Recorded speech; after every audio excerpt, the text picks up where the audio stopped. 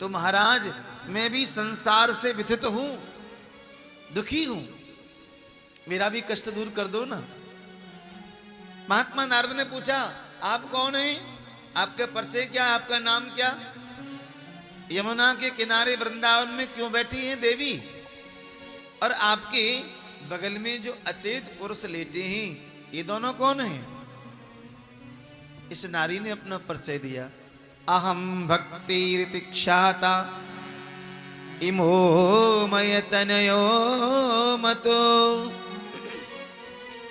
ज्ञान वैराग्य नामानो। मैं महाराज भक्ति हूं, द्राविड़ देश में पैदा हुई, कर्नाटक में बड़ी, घटी कुचन कुचन महाराष्ट्र, अनेक अनेकों जगह पर कहीं जवान, कहीं बुढ़ी हुई, कहीं जीर्ण हुई, कहीं शीर्ण हुई। वृंदावन पुनः प्राप्ति नवीन नेव स्वरूपणी। मैं वृंदावन आते आते जो और अन्य देशों में प्रांतों में वृद्ध हो गई थी, अस्वस्थ हो गई थी, यहाँ परिपूर्ण में सुंदरी और अस्वस्थ और मैं युवान हो गई। ज्ञान भी बुढ़ा हो जाता है, वैराग्य भी बुढ़ा हो जाता है, लेकिन भक्ति कभी बुढ़ी नहीं होती, सत्य मानना।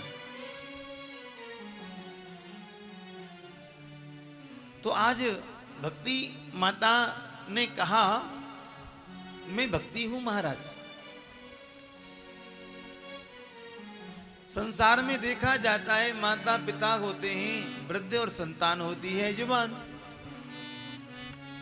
अन्य प्रांतों में तो मैं वृद्ध थी, मेरी दोनों संतान ज्ञान और वैराग्य जवान थे। वृंदावन आते आते दोनों वृद्ध बन गए, मैं युवान हो गई।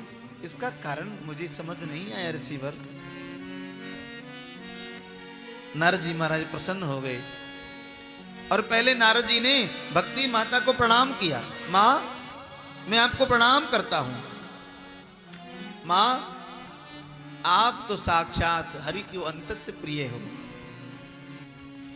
आपके द्वारा भगवान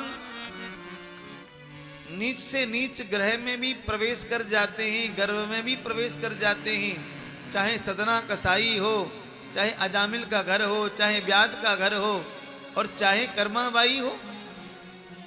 जहां भक्ति है भगवान वहां जाए बगैर रुक नहीं सकते, रह नहीं सकते। माता आपने पूछा कि मैं वृंदावन में युवान अवस्था को क्यों प्राप्त हुई।